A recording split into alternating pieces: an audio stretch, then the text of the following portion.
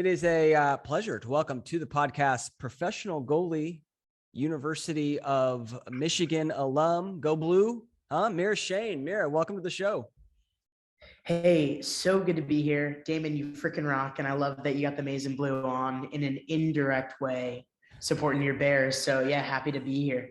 I love it. Mira, I think you are the one who rocks, and I can't wait to get into your story. But everyone wants to know, maybe everyone, maybe just me, where did it all start? How did you become the goalie? Oh my God, at Michigan or in life? Just in life. Let's start with life. We'll get to Michigan, but okay, in life, cool. the young Mira Shane. The young Mira Shane. All right. So basically, I think it goes back to getting my first stick in 5th grade. I had a camp counselor who was really into lacrosse, and I'd gotten this stick from a family friend and was kind of playing around, and obviously grew up in Princeton, New Jersey, where they have a great program, great women's and men's team. And I grew up going to some games, but when I got that stick, my dad, who's from the South Side of Chicago and also a Black man, was like, I don't know what to do with this thing. Like, I thought we were going to be, I was a basketball player. I'd always been into b-ball. And when I brought this stick to camp one day, I just started having to pass with my camp counselor. And that's kind of where the bug got me. And from that moment, I then started playing for like a local intramural club team in 6th grade and rocked the field for a little bit on defense, but hated the skirts. Was not my jam. I really didn't mess around with the skirts. And one day my coach was like, hey, we need somebody in the cage. And they were going to alternate kids in. And I raised my hand. And I was like, any opportunity to get out of this dang skirt. And honestly, it sounds kind of fun. And my dad was looking for me out on the field. He was like, has anybody seen my daughter? Like, she's honestly one of the only Black ones out there, / the girl with the crazy curls. Like, where is she? And they were like, I think that's her in the net. And from that moment on, I just, I loved it. Every time my coach was like, who's got it? I was like, pick me, like, I'll stick with it. Yeah, I love it. And then, now here we are. Yeah, well, here we are. And did it come, would you say it came naturally for you? Or was it one of those things where, like a lot of youth goalies, like me, at first you're kind of like flinching and you're like, wow, what did I sign up for with this goalie thing? Or how was your experience in learning the position? Yeah, Damon, that's a great question. I try to think back to those like emotions and feelings all the time, because I wonder sometimes if like, I don't think I was like, oh, this doesn't hurt at all. I think I was kind of real with it, being like, oh my God, this is like nuts. And, I also remember like going to Lacrosse Unlimited with my mom and it being a really big deal, being like, hey, we're getting you the proper equipment. We're getting you shin guards, thigh guards, a good chest guard, a helmet that is legit.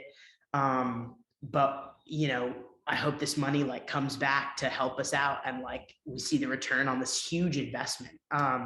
So I feel like I kind of knew the reality, but I also really loved the energy around the position. And I still like really try to tap into that energy in every way that I possibly can, playing now from the pro level. And I also try to do it at Michigan.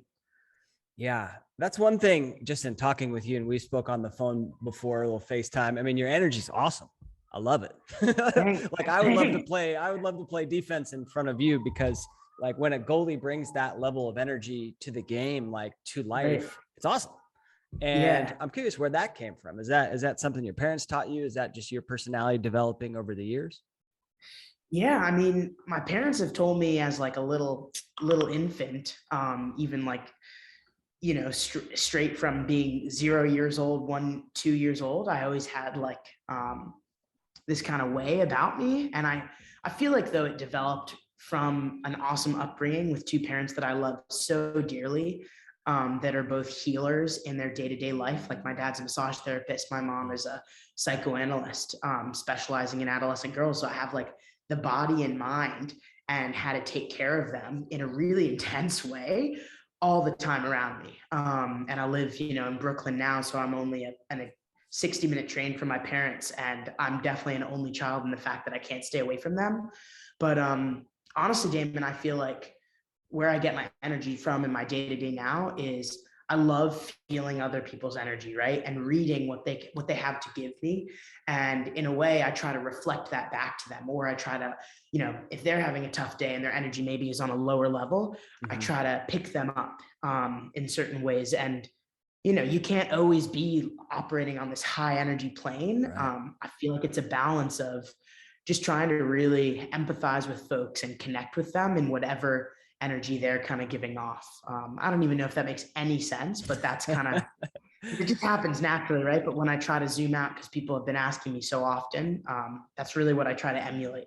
Yeah, it makes a lot of sense. Well, there's a lot of things in there that make sense to me. One is, even if you're like a really high energy goalie or just a high energy person, like it's okay to not be that every single day. Like you're going to have your off days, right? You're going to have your days where like, oh man, I'm just not feeling it. And that's fine. That's fine. Right. But it's like, let's just have one of those days and not string together like seven of those days in a row to be like, a great leader and a great teammate. Totally. So, Totally. yeah. So then how did you, obviously you said your dad was kind of new to the sport. I imagine your mom maybe new to the sport as well. Like, how did you go about, learning how to make saves? How did you go about being a good goalie? Yeah, no. I mean, looking back, I think back to my dad and I would call it 1,000 shot Saturday. And this was more when I was getting into kind of early high school, 8th grade, 9th grade, and trying to work for a varsity position, which I totally didn't know was coming my way at all. I actually thought not many people know this, but after that first tryout, my freshman year, I was the only freshman that got called over, and the coach was like, "Oh, Mira Shane, like, could you come over?" And I looked back and I remember thinking like, damn, I'm the only freshman that got cut. Like I didn't even make the freshman team. Yeah. And I ran on over and she was like, "We want you to be our varsity goalie this year." And I was like, "What? What? Like, what?" And I remember freaking out. I thought that I always think like there's so much more to get better and there's so many different ways. And so that's how kind of like I've taken on my game in all these different ways. So my dad, to answer your question, we'd go on Saturdays and my teammate of mine had an old school, like out of the 70s tennis ball machine. And we would go to this tennis court near her house and my dad would sit with this machine that didn't even have legs and he would just rip tennis balls at for 1,000-shot Saturday, a couple Saturdays in a row. And then, we finally, we found a private trainer actually that I worked for that was an awesome guy. His name's Bob Henderson. He worked at one of the D3 schools around me in Princeton and really just started like not making me a technical goalie, but making me somebody that I was always lunging at that ball. And so he tried to give me that edge of, finally using my stick a little bit. And yeah, I mean, I feel like I have my parents' full support all around and my mom mentally just trying to prepare me being like, "Are you okay?" There's that therapist again being like, "Are you all right?" Doing this. Yeah. And that's super important. Right? So your dad's doing 1,000-shot Saturdays, which I love. That's amazing. Such a great name. I hope the young kids listening out there incorporate 1,000-shot Saturdays into their life. And then you got your mom saying, "Hey, are you okay?" And that's a real important thing for lacrosse goalies. I'm curious, was there ever a time like in your goalie life where you're like, "Hey, I'm not okay. Like this is pretty tough." Oh yeah, for sure, Damon, for sure. I feel like, it kind of comes with the position, but also comes with life and just trying to be a good person, but also a student athlete, right? Like I felt it so many times later in my career at Michigan, where, I was kind of having this imposter syndrome of I'm just really want to put my head down and grind and work really hard. And so many times, I got caught up in comparing myself and like how I could get better, but like was looking at, the other goalies that were there with me or I would, just focus not on myself when so many times I feel like for the young kids, young goalies that might be listening into this, like imagine how your game can shift if you just focus on your game, right? And nobody else is like, not even the players in front of you, right? Like what if each game you get out there and you're just like, all right, here are my goals for the game. and here's what I'm going to try to do for my teammates. And that's really been able to come to me now more on the professional level of really feeling like, hey, I'm okay. No matter where I am, if I'm on the sideline or if I'm in the net, like I'm okay. We're doing all right. Yeah. Yeah. That's such an important lesson. I mean, not only on the lacrosse field, just like in business or in life. I find myself like at the very beginning of this whole Lax Goalie Rat thing. I was always like comparing myself with other people. Yeah. And it's totally not fair too, especially in business when you're comparing yourself, or maybe on lacrosse too, but like someone could be 10 years ahead of you, right? Of where the work you've put in. And now all of a sudden, like I'm supposed to compare myself to that person. That's just not fair. And it's a Right. recipe for mental problems. So Yeah. that's a real good lesson, I think. Love it. Love it. So then, you start to get some like looks in high school. Like how did the dream or how did the idea of playing D1 college lacrosse come to be? Yeah. It came full force, honestly. I mean, at first I really loved basketball. Like I was telling you, I was a baller, and I wanted to play basketball in college actually for a while, until I really was like, cool, puberty has hit me and I'm rocking and staying at a solid 5'5" on a good day. And I don't think I'm dunking on anybody. And, I still love basketball. Like I still will shoot around with my pops in our driveway, but that's kind of where it started to shift. And I also had switched club teams for 1 year, thinking that I could get more looks somewhere. And so the one coach actually my freshman year was like, you're getting some looks. Like, have you actually thought about playing in college? And that's when I was like, I'm getting looks, like, whoa. And kind of after that freshman year, I shifted club teams. I went to go play for Ultimate Lacrosse, led by Michelle DeJulius, who had been a Princeton coach for a long time. And, her wife was also a head coach at Princeton basketball. And I had been going to b-ball camps with Courtney Bankart for years, and kind of put my trust in her to run my recruitment process.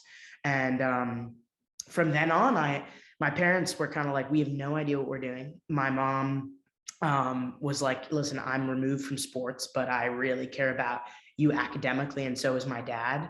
And I was like, okay, here's what I'm going to do. I'm going to run my entire recruitment process by myself. I'm going to write all my emails. I'm going to say in my emails that I love music and that I have this passion for it. And then I started going to visits, and I was like, every visit that I go to, I need to make it clear that I have to be able to do music. And my dad would drive me, to a couple places, and it really became clear that the Ivy League was what I cared about, because I wanted that sort of academic push. But it also became clear that I needed an institution that was going to back me up athletically and academically. And I kind of was shooting for the stars, honestly, Damon. I was just like, let's go. Top 20s. Like, I don't even think I'm good enough for this. Boom, let's go, throw it in there. And then, I ended up at Michigan, and I have no regrets at all. That's awesome. Well, congratulations. Yeah. Congratulations. It usually works out, the recruiting process. So I've talked to so many goalies, and a lot of them are like, I was thinking about this school, ended up going to this school, and they're like, and I love it. Right. So like, I don't know, playing college lacrosse is such an amazing experience that I would say to young goalies listening, just like, it's going to work out. Wouldn't you agree? Yeah. Yeah, I would totally agree. I would also say, a lot of people, I wish I knew this, but like, you got to advocate for yourself. Like, I think there's so many different ways now with recruiting that involves like all this technology, and you can get highlights made for you and all of that. But at the end of the day, I think, when you go to a visit to a school, like, be real with the coach on what you care about. Like, I cared about diversity and inclusion. I cared about being able to do music. I cared about like really connecting with the coach. And that's what I had. I really connected with the Michigan coach at the time, who was Jenny Ulula. Like, we had an awesome relationship. And then, I had a coaching change mid-career, and I still made it clear, like, I got to be able to do my music. I have to be able to surround myself with people from identities that are like mine that I don't necessarily get on my team. And so, to the kids out there, be real about that. I don't think there's any shame in advocating for yourself. And, you know, I was the last recruit in my class. I was the last pickup in April of my junior year. And there was already another goalie who's one of my best friends. She was already committed in my class, you know? So I really signed on for a ride, but I'm so thankful for all the people that helped me along my whole entire process. So shout out to all those peeps. They know who they are. Love it. Yeah. And I love that message too about knowing, you know, just knowing what you want, right? It's so powerful. It's like, I feel like when you know what you want and like you put it out there into the universe, there's just a way of like it coming to you. You know what I mean? Whereas if you don't know what you want and you're not putting it out there, then guess what? You ain't going to get it. So being really clear on what you want. And for you, that was, you know, that's lacrosse, that's education, that's, you know, inclusion and diversity, and music. And I'd love to talk about those last two if we could. What, for the inclusion and diversity piece, talk to us about why that's so important for you. Yeah. I mean, looking back, I wrote my college essay on being milk chocolate, as I like to call it, like being biracial, having a dad that is a Black man and having a mom who's a white woman, and how those two very different identities collide in a really beautiful way, in a really loving way to create me. And so I look back at that essay and it's really intense to read, because I think it's all about, you know, my high school self trying to sift through what it means to have this sort of intersect. But also it's about how it makes me, and how I'm bringing that to the table in every conversation that I'm in. And so I think why it's so important to me, especially right now, as still, of course, a biracial woman, but as a biracial queer woman now. And I got a full-time gig where I'm a diversity and inclusion specialist. So I think about it all the time. In how, you know, we're in a predominantly white sport. I think sometimes people find it hard to talk about the lack of representation, but just like what we're doing now, Damon, like this is a way to talk about it freely. Like you got to talk about the differences that we have in our game. But when you step onto the field and you're battling with anybody who comes from all different walks of life, all different backgrounds, maybe socioeconomically, you know, I think that's a really beautiful part of our game. That's the creator's game. You know, I know you had Amber Hill on here as well. Like she's a really good friend of mine, fellow pro. And, you know, I learned so much from her in terms of how our sport came to be, and also what she has going on right now in terms of trying to educate folks about the indigenous roots of the game. So I think that's just a little bit of how I'm thinking about diversity and inclusion right now in my day-to-day life in the lacrosse world. Love it. Yeah, we do a ton of wicked cool work too, like on the Athletes Unlimited Pro side, to really like put our money where our mouth is, for all the initiatives that we're rocking and rolling on for pros that are from marginalized backgrounds. Yeah, that's awesome. Yeah, I think that, like, you know, when you're right, there's not a lot of kids in lacrosse at the moment that look like you, right? I mean, let's be honest. There's more folks that look like me, but like the more they see you out there, dominating, loving the game, giving back, the more they're like, hey, like I could do this. And so, I mean, that's what I love to do on this podcast, is share, you know, different ideas, different thoughts. I mean, like you said, I had Amber Hill. I learned a ton from her. From her, as well, just having a quick chat. So thank you for doing that. Yeah, no, I mean, I appreciate you having me on. And, you know, I think to your point, it is such a crucial moment that we're at when you have even such a small pool of us, you know, in collegiate lacrosse. Like you got so many athletes that are on the rise, that are folks of color, that are playing for so much more. I mean, so much more than themselves in a way. And it's weird to hear you say, like, when I step on the field, I'm a symbol of that, because sometimes I feel like I need to push myself more, you know, because I think you can get the sense I'm a go-getter, but I also, you know, I can only speak for myself and my heart of what I've been through. And it means a lot to have you say that I'm a symbol, because sometimes in my mind, I'm still like trying to figure my own ish out, you know, but yeah, I think you're beautiful. Appreciate that, man. Yeah. Awesome. I'd love to talk a little bit about lacrosse goalie specifically, like the technical piece. Like a lot of people, there's a lot of different ways to play, right? And I'm curious, like, you're 5'5", so you're on the smaller side for a goalie. I'm also on the smaller side. I'm 5'8", so we probably have similar styles. But when you have to, describe how you play this position, what comes to mind?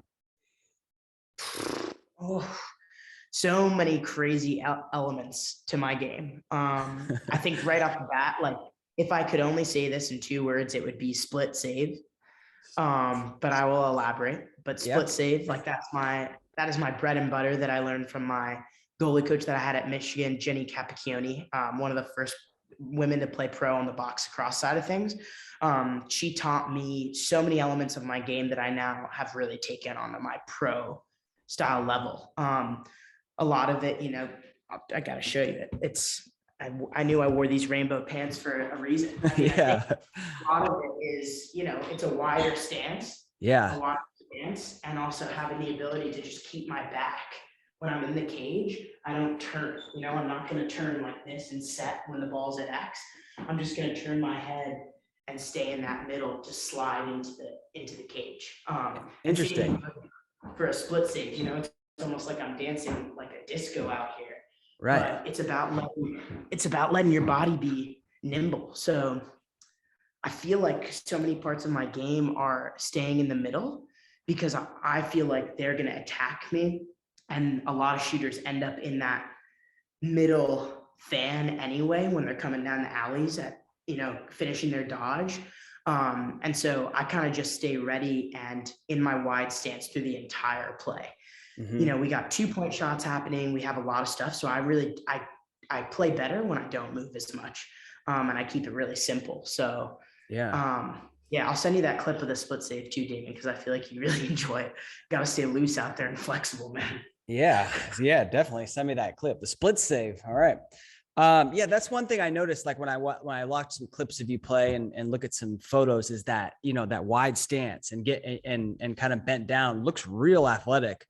But as a smaller goalie, have you ever felt like that leaves the top of the goal open, or are you kind of in your head thinking, all right, I'm a little smaller, I'm down low, I know what I'm giving up, right? Yeah. I'm going to be all over that when that comes. What's your thoughts there?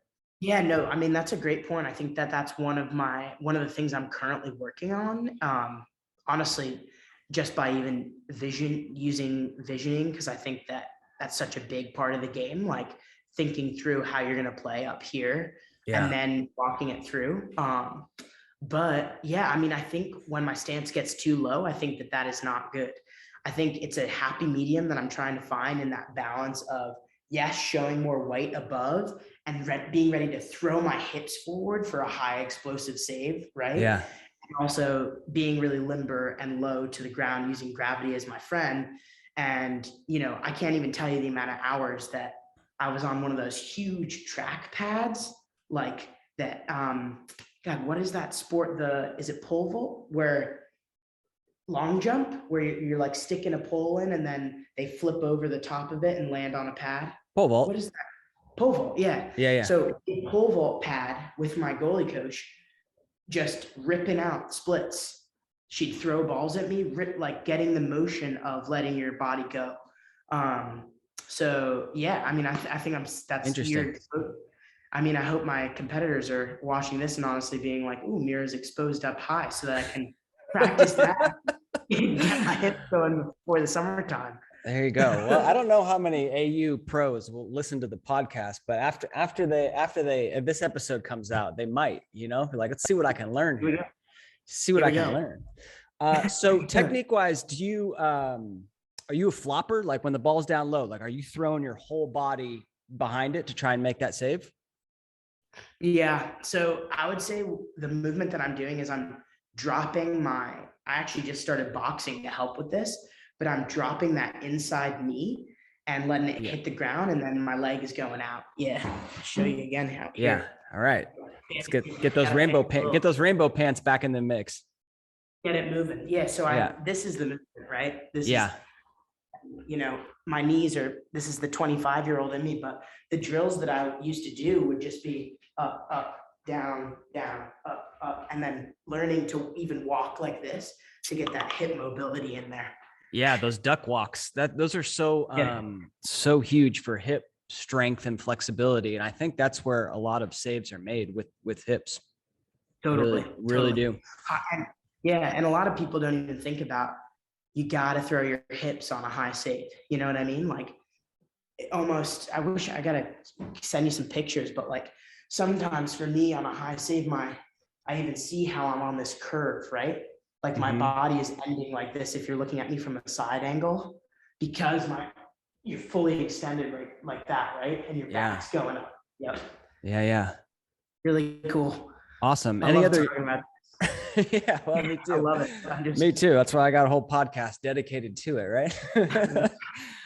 Any other unique elements of your game, or maybe things that have changed along the years? Oh yeah. I mean, I think the biggest part for me is a lot of young goalies will get training. And, I think also on the women's goalie side, it's really hard because sometimes you could have a man that's training you trying to teach male style training, which is totally cool. And I think it's awesome.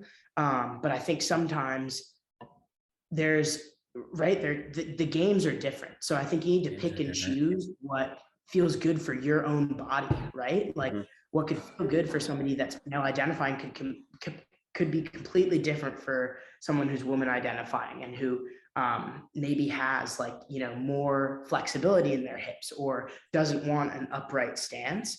And Yeah. so I think for the young goalies out there, like pick and choose, like go to some camps, get different training from different people, and something is going to eventually click, and mold that into your game. Anytime I do a clinic with kids, I literally start off by saying, after this session, you're going to be like, that was the craziest clinic I've ever sat through. And that girl with the crazy curls is literally insane. And I say that just because, I mean, one, we have a really good time and I try to keep the energy high. But two, I'm teaching something that could feel really weird, right? Like some of these new movements, keeping your bicep in and letting it explode out, they could feel weird. But I think a lot of kids need to pick and choose like what feels right for your body because it's only yours, right? Right. And that's what I've really like been able to do, which is why I have a little bit of a different technique from other goalies out there, Yeah. Just in terms of that, you're talking about like, just in terms of your stance and kind of the way you attack the ball.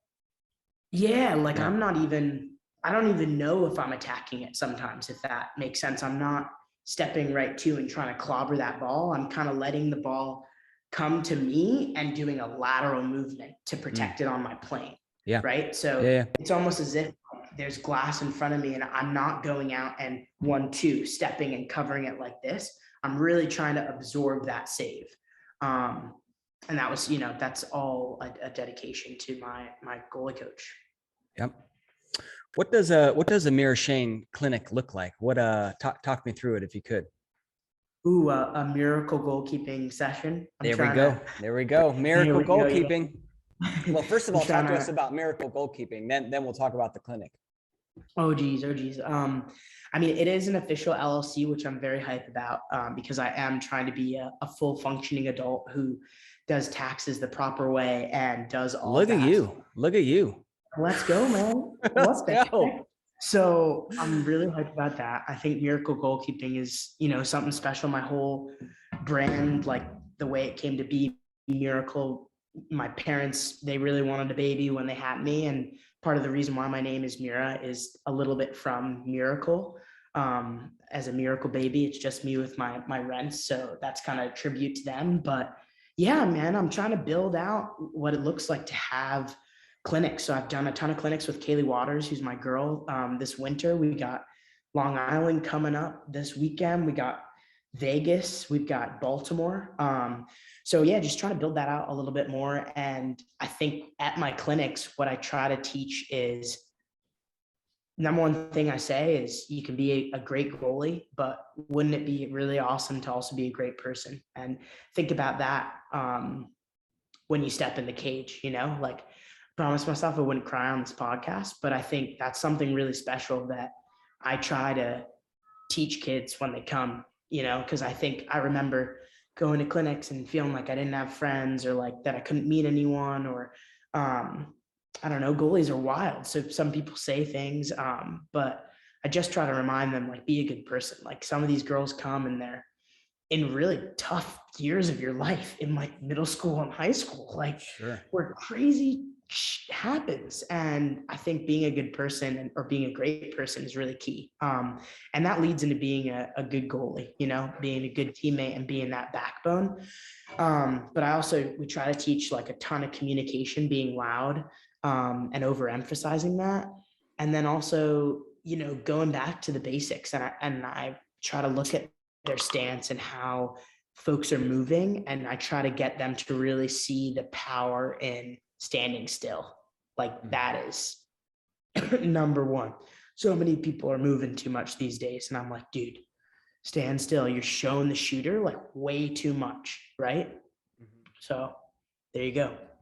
Yeah, there's this thank you for sharing that, by the way. That was really powerful stuff. I totally agree. Totally agree. There's this technique that I learned. John Galloway calls it the hop.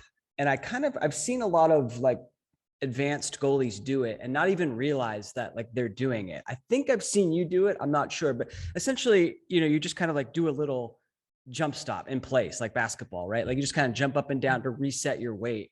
And I think that helps a lot of goalies be still, right? Because you're moving along that crease, right? And then here comes a shot. All right, cool. Now I just kind of like do a little hop in place. Is that something I think I've seen you do that. Does that make any sense? Ooh, it makes sense. I think if my goalie coach watched this, I think she'd be like, oh, you got or also if Hannah Nielsen watched this, who's my coach the final 2 years, she'd be like, oh, you got the happy feet going. I believe in doing like a stop like that, almost if you're trying to cut more space off, right? So I know the sun's kind of getting me right now, but if you're like turning at X, right? Balls at X behind, and they feed it in and you have to quickly rip up. I believe in actually like hopping out into that to cut off more of an angle. Which, Britt Reed, who's a phenomenal goalie and an assistant out of Denver. She does that really well and taught me that this past summer, of that almost like you're hopping in front and then you're freaking the shooter out because you're almost at the top of the crease.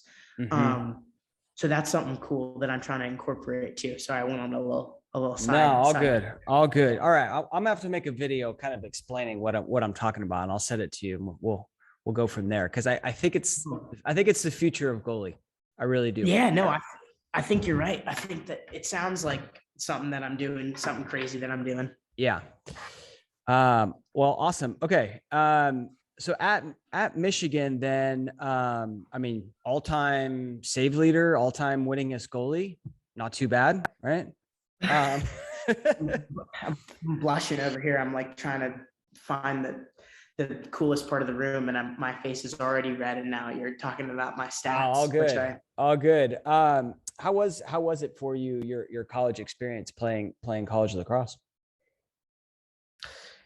It was a ride. I think like a lot of goalies, I had a crazy experience of, battling my way. I would say that every practice was a battle.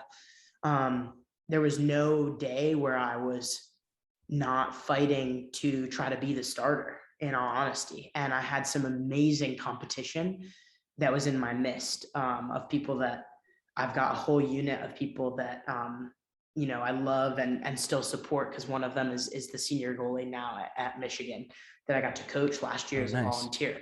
Yeah.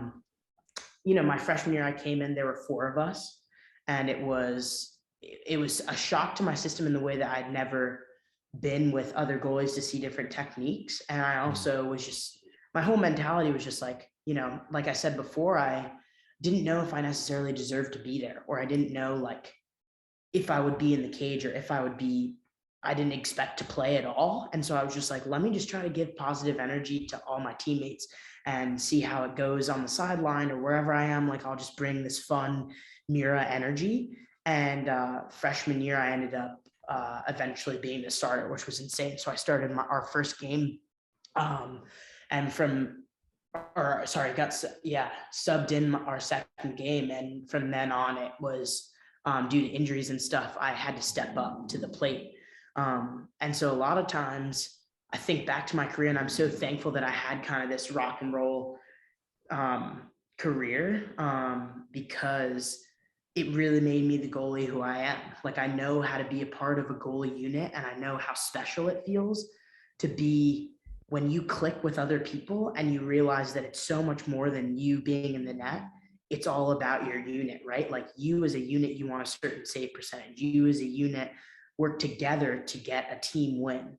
I think that was something that I took then becoming a goalie coach at Harvard my first year, and then at Michigan last year. So yeah, I mean, I guess to answer your question, Damon, it was a wild ride. I'm so thankful for it. I think junior year was probably the year I got the least amount of minutes and where I learned the most about my game, because things weren't clicking. It felt really weird, and it felt like I couldn't make saves. And then that senior year is what I always talk about with people, because I only focused on my game. I focused on being a good teammate, and then I didn't compare my game to anybody else. I just really tried to like hone in on, hey, how can I get better each day in the net, and how can I be a good teammate to my goalie unit? That's my number one priority, as well as the rest of my teammates. And that's when I just had a rocket year, man. Just like I was bawling, and I felt so good. So I'm still really proud of that year. It was also just the team. We went on like a 13-0 run.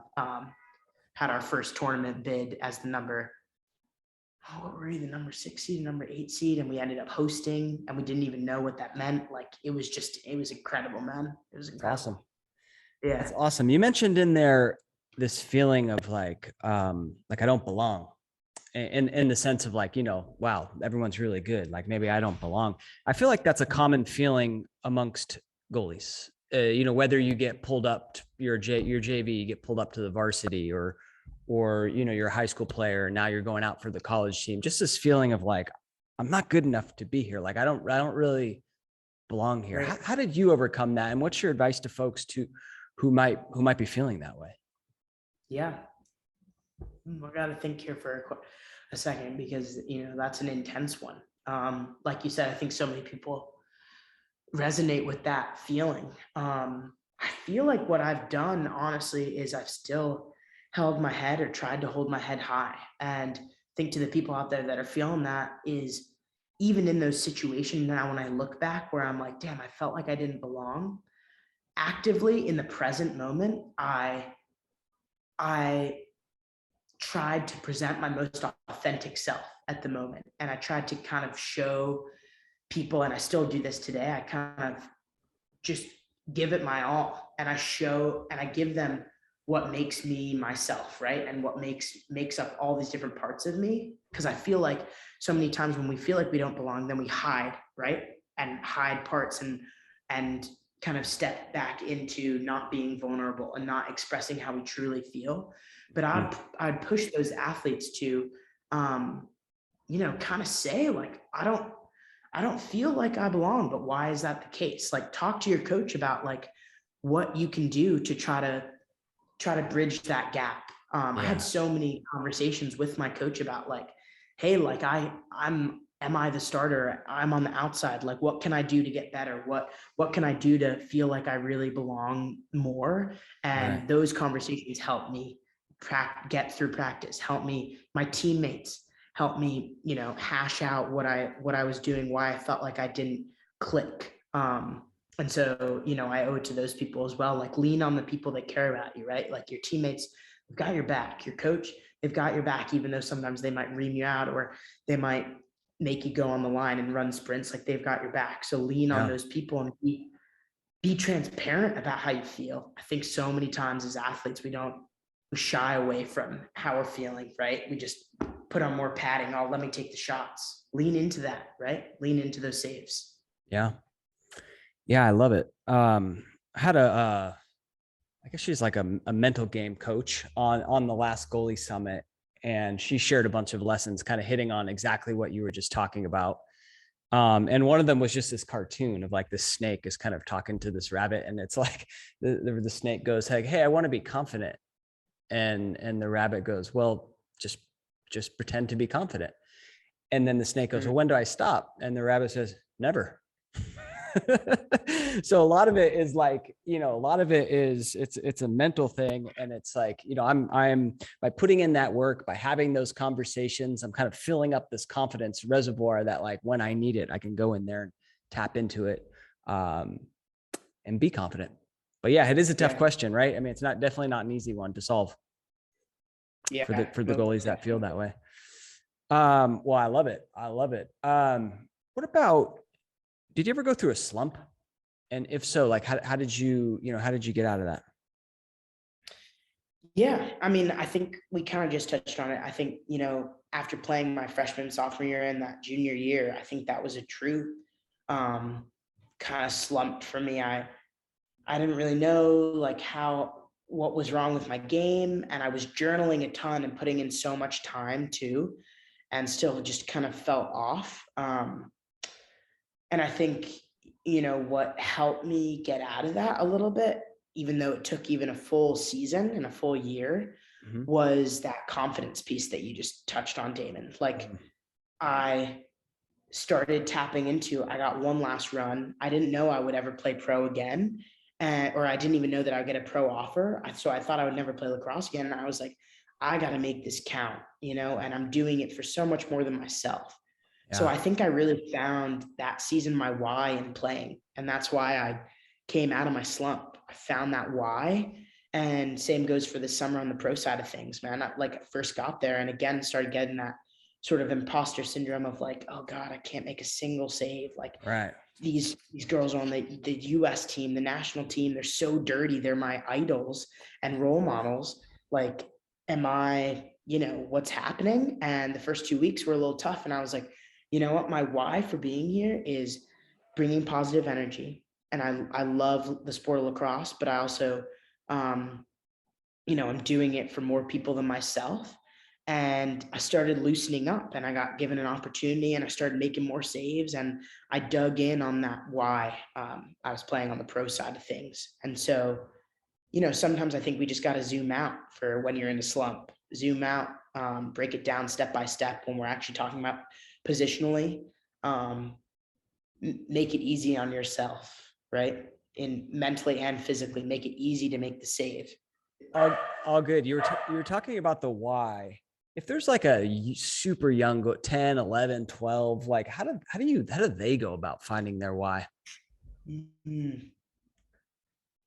So recently I've been reading all these little kids that are like, I love lacrosse and I, am obsessed with lacrosse, or they love lacrosse because of the idols that play it and they are admiring these role models. And I think finding your why can take time, but I think also it again can be it can be basic and it can be elementary of like, I love playing lacrosse just because I love getting outside and like being with my friends and playing barefoot, or like I love lacrosse because it gives me a reason to work out and sweat. And so I guess to those people that are still trying to figure out like, why am I doing this?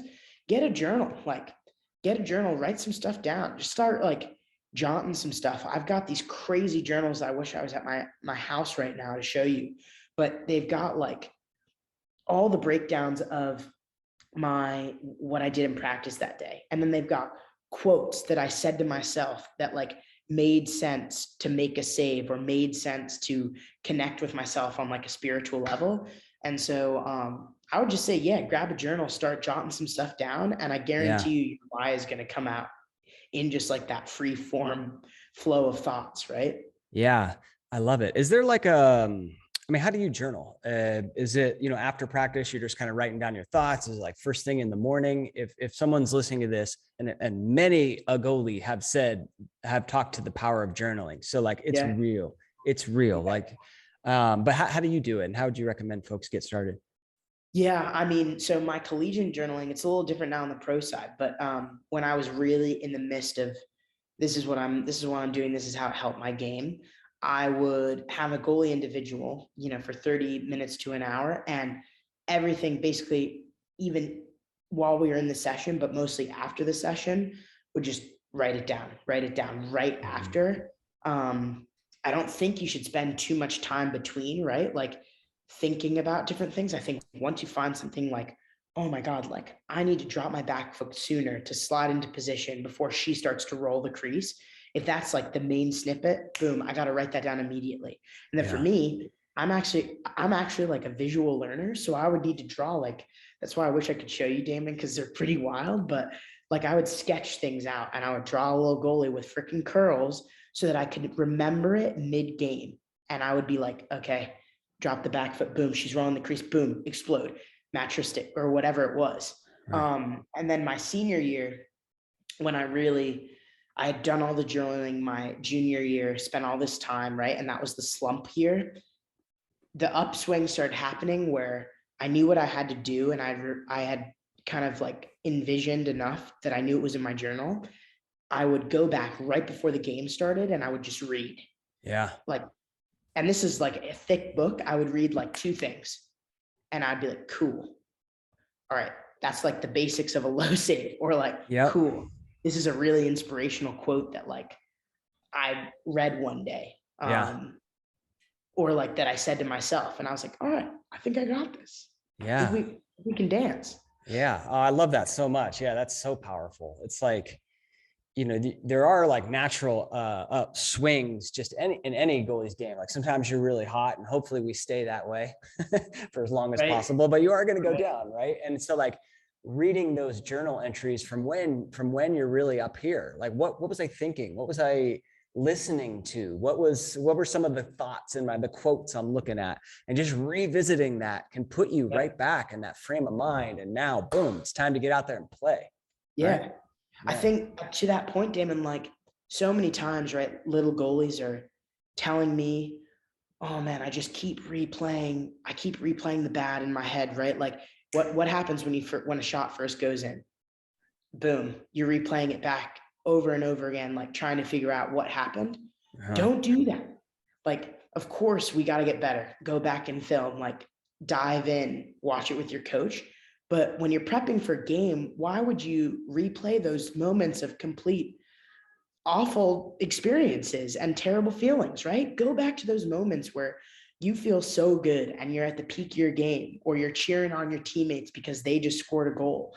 Or like you're making an absolutely textbook, beautiful low split save. Like replay those moments and let that feed into how you're going to make the next save. Yeah. Yeah. I love that so much. Yeah. I mean, we can focus on, like you said, like you can focus on what needs to be improved upon after, but like definitely harping on negativity during the game is not good. It's not good. Right. Yeah. Right. I love that.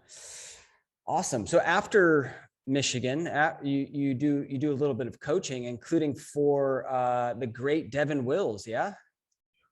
My idol, man. It was actually nuts when it was nuts to be under the great and the GOAT. Just because it's so funny. I had joked with her one day, I think too, when we were at practice, like, do you remember when I went up to her and I asked her for an autograph on a ball? And this was like way, way back when I was playing club in high school. And, like it was just such an honor to learn from her, but also we have very different styles, and so in terms of our game, but in the way that we coach, it was so beautiful to be able to learn from her and to be able to just see her rock in this head coach position. And just, she's such a loving and warm soul. And I was in a really like tough place, I think, when I moved to Boston. I was just missing my team and missing being a part of something. And of course that season was so hard because it got canceled for us early because of COVID, but everything that I learned from Devin in terms of being a great coach to your staff and also being really great to your goalies was awesome. That's awesome. I was going to ask you a question that just came to my mind. It's like totally not related, but being a gay athlete, there's something like, I got to figure it out here because there are so many elite goalies who are gay, right? So many.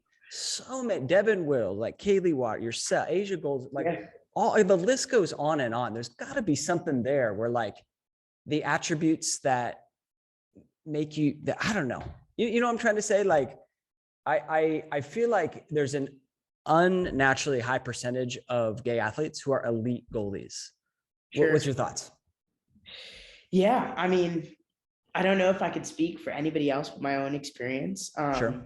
I guess how I answer this is I think it's just been really special for me to be able to be in this position and surrounded by such role models, but also folks that have the same sexual orientation and have been able to build that sort of confidence into their game, right? Like we know who we are, and it's been really special to be able to feel that sort of authenticity, like we were talking about earlier, and build that into my game, right? Like, and build that sort of like confidence in like, I'm going to wear sweatpants and roll them up and nobody else is going to do this craziness. And I'm going to wear sweats in the summertime when it's 105 in frickin' Gaithersburg, Maryland, and have swamp butt and just be crazy. Like I'm fully embracing like all these parts of myself. And so I think that that's why it's so awesome to be able to like do that. So, so I don't know if that even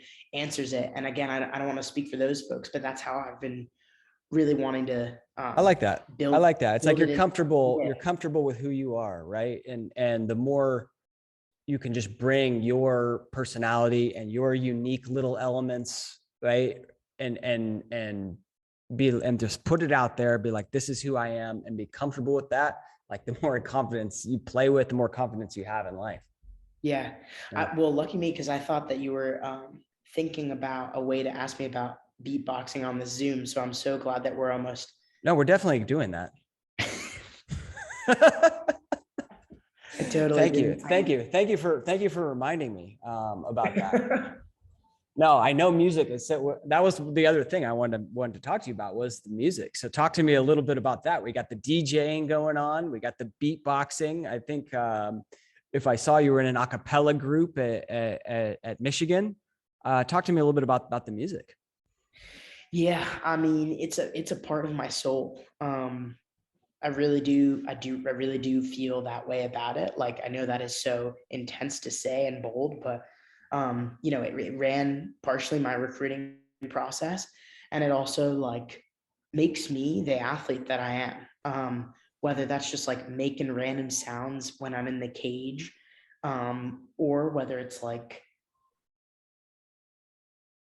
just, you know, annoying my mom at the dinner table, like beatboxing when she'd be like, "Shh, can you stop?" Yeah. So I think like, yeah, it's just been such a big part. It was a big part of my college career because I was in a multicultural a cappella group. And I really needed that sort of diversity and different folks in my life. We'd practice 3 days a week for 2 hours, and I would roll up in full sweats and not showered, nastiness, and go to the thing from 9 to 11, you know, after sitting through a 3-hour practice. And so that's how much I loved it. Like I dedicated a significant amount of time. And yeah, I miss it a lot, but I still, you know, I'm beatboxing in the shower or doing crazy stuff. So naturally, that's not that crazy. We make it work. We make it work. Yeah.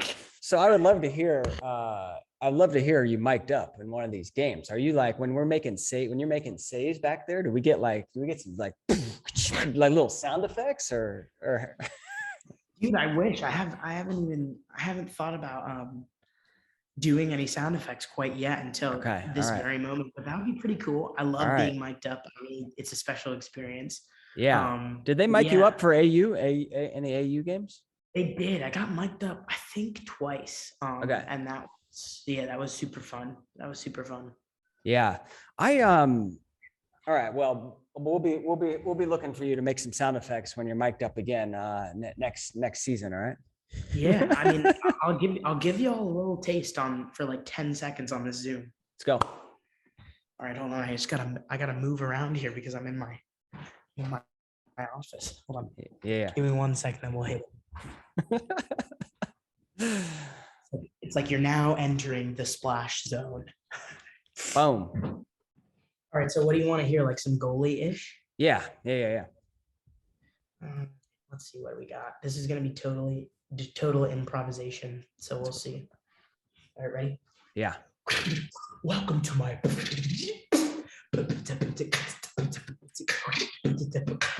Lax Goalie Rat.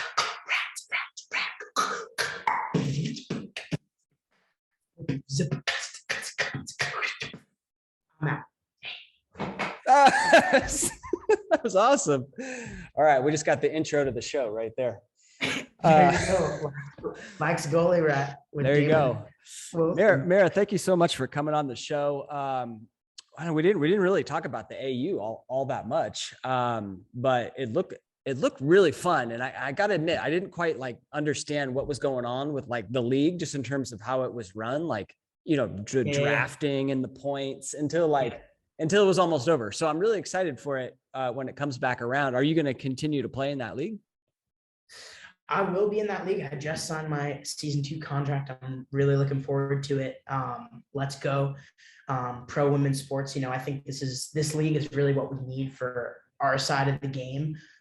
It's incredible. And like you said, it's fun to watch when you start to get it and pick up on how it works. But let's just talk more. Have me on again and we'll talk all things at AU. I could talk Athletes Unlimited nonstop. So we'll have to do that. Yeah, let's just boogie again. Let's do it. We'll definitely do that. We'll save a date for round 2. Mira, if you had to leave the goalies out there with a final piece of advice, what would that be? We're looping back to what I say in all my Mira goalie clinics. And it's, you know, to be a great goalie, but oh, what a world what it would be to be a great person, right? So just remember, you know, hold your head high. Shots go in for all of us. We got your back as a Lax Goalie Rat unit and what we stand for. And yeah, don't forget, be nice to your friends, be nice to your parents, and be that great person that I know y'all can be, right? Love it. Mira, thank you so much. Yeah.